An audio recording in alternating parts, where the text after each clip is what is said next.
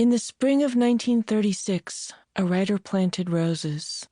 I had known this for more than 3 decades and never thought enough about what that meant until a November day a few years ago, when I was under doctor's orders to recuperate at home in San Francisco and was also on a train from London to Cambridge to talk with another writer about a book I'd written.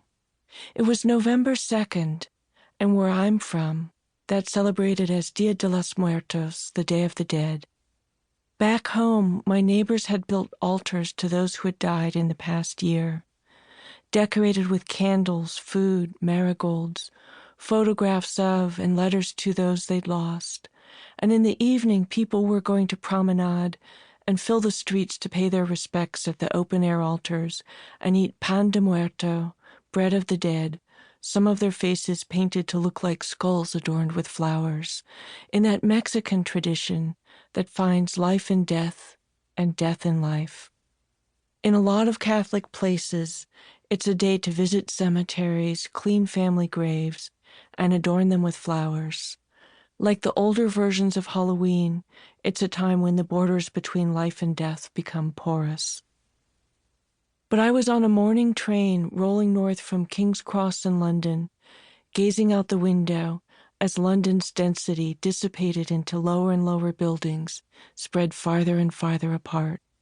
And then the train was rolling through farmland with grazing sheep and cows and wheat fields and clusters of bare trees, beautiful under a wintry white sky.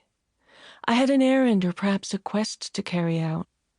I was looking for some trees, perhaps a Cox's orange pippin apple tree and some other fruit trees, for Sam Green, who's a documentary filmmaker and one of my closest friends.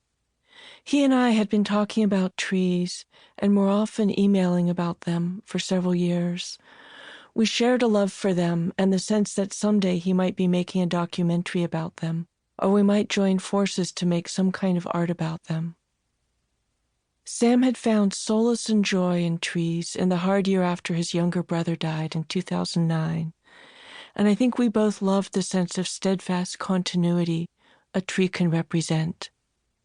I had grown up in a rolling California landscape studded with several kinds of oak trees, along with bays and buckeyes. Many individual trees that I knew as a child are still recognizable when I return, so little changed when I have changed so much. At the other end of the county was Muir Woods, the famous redwood forest of old-growth trees left uncut when the rest of the area was logged.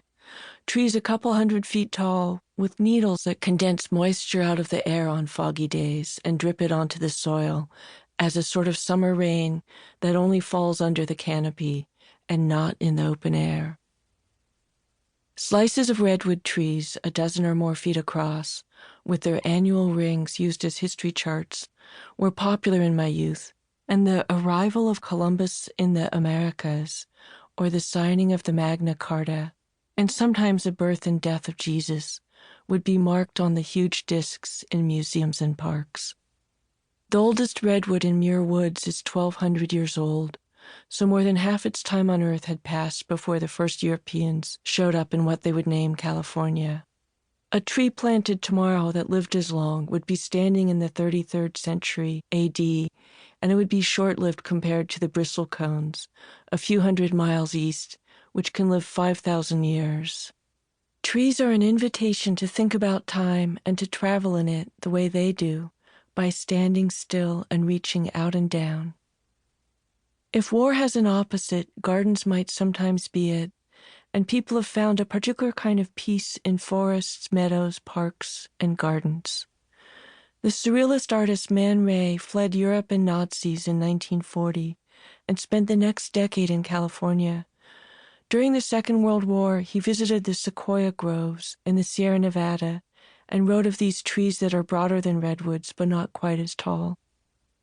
Their silence is more eloquent than the roaring torrents in Niagaras, than the reverberating thunder in the Grand Canyon, than the bursting of bombs, and is without menace. The gossiping leaves of the sequoias, 100 yards above one's head, are too far away to be heard. I recalled a stroll in the Luxembourg Gardens during the first months of the outbreak of war, stopping under an old chestnut tree that had probably survived the French Revolution, a mere pygmy, wishing I could be transformed into a tree until peace came again.